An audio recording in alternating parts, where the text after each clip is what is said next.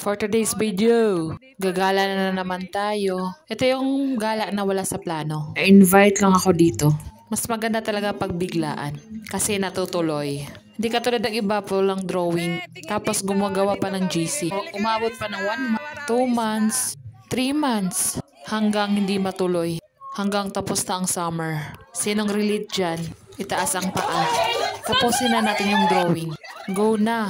Dahil ang iba dyan, nakapasyal na. Napuntahan na. Dahil sa kakascroll sa Facebook, napuntahan na lahat. Sa tingin lang, hindi sa personal. Ang tanong, nakapagdagat na ba ang lahat? Kung hindi pa, B, gumising ka. End of April na. Next month, May na. Mag-e-end ang summer. Nasabi ko na ba kung saan to? Baka kasi makalimutan ko. Ito na naman tayo eh. Dahil nga biglaan ang pagsama ko dito. Buti nakadala ako ng pan. Kasi kung hindi, may makikita talaga. Dito pala tayo sa Zambales. Dito sa Crystal Beach. Ang alam ko, Narciso. Narciso Zambales yung pagkakalam ko. Dito pinamimigay ang isda. Kukuha ka na lang, may ulam ka na. Yun nga lang, di ko alam anong tawag na isda na yun. Kasi first time ko yan nakita. Yung iba dyan, ang tawag espada. Pero yung the rest, hindi ko alam kung anong pangalan dyan. Karamihing luto niyan adobo daw. Dahil hindi ko alam. Ang alam ko lang magprito ng isda. Ang daming tao no. Dahil mura lang ang isda dyan. Ang balak sana namin, bibili ng 1 kilo. Yun nga lang, hindi kami pinapansin. Kaya umalis na lang kami. Yan pala yung mga cottages, yung mga view ng aming pinuntahan. Yan Malaki din yung area yan nila. Yung purpose ko. Yung malaki picture. din yung parking area nila. Yung pinakamurang cottage dyan is 2.5. Sa kabila, meron namang 1.5 pero hindi nila nagustuhan. Doon na lang kami sa 2.5. At saka, ang ganda ng beach na yan. Hindi naman siya as in white beach. May pagka-gray lang siya. Iba yung effect dito sa camera kasi parang white beach pero hindi siya white. Parang gray lang. Papunta na kami sa cottage na napili namin. Nagtuturo pa si madam. Parang gusto niya dun sa 3.5. Lang ang budget eh. Buti may nagbigay ng 1K. Diyan na naman tayo. Ito na naman yung ginagawa ko. Masanay na kayo. Maumay na kayo. Kasi ganito talaga ako. Accept nyo na best. Feeling artist na talaga ako. Pagdating dyan. Ang taba, no? Sobrang taba. Nakakaloka. Lakas ng loob. Dahil may hilig ba ako mag-picture-picture, yan na. Nasimula na naman ako. Yan pala yung mga kasama ko. Minsan nyo lang makita yan sa video. Kasi first time nga namin magkasama dito. Yun yung mga ulam naming dala. So mga kaisang ma-enjoy kayo sa bidyong ito na nakakaumay, nakakadismaya dahil mga taba ko lang yung makikita nyo dyan. Set back and relax. Watch nyo till the end kung magustuhan nyo po yung aking video ngayon. Sana talaga hindi kayo maumay sa katabaan ko. Ako pa yung pinakamataba, ako din mahilig mag-video-video dyan. Accept nyo na, oy. Ako lang to.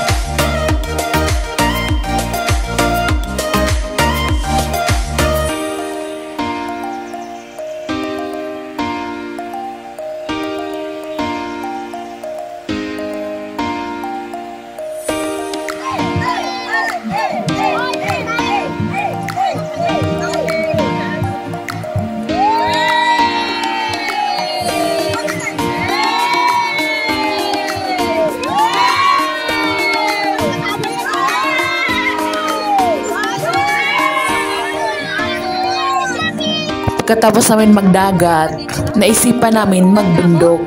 Literal talaga na bundok. I-enjoy nyo na lang yung mga view dyan. Hindi pa kami tapos mag-swimming. Kaya dyan magsiswimming din kami sa ilog. Sa sobrang init dyan, sunog na sunog ka talaga. Grabe ang init ng probinsya. Umabot na ng 47 degree. Kaya pagtong talaga day. Ngipin na lang ang puti. Ha ha ha!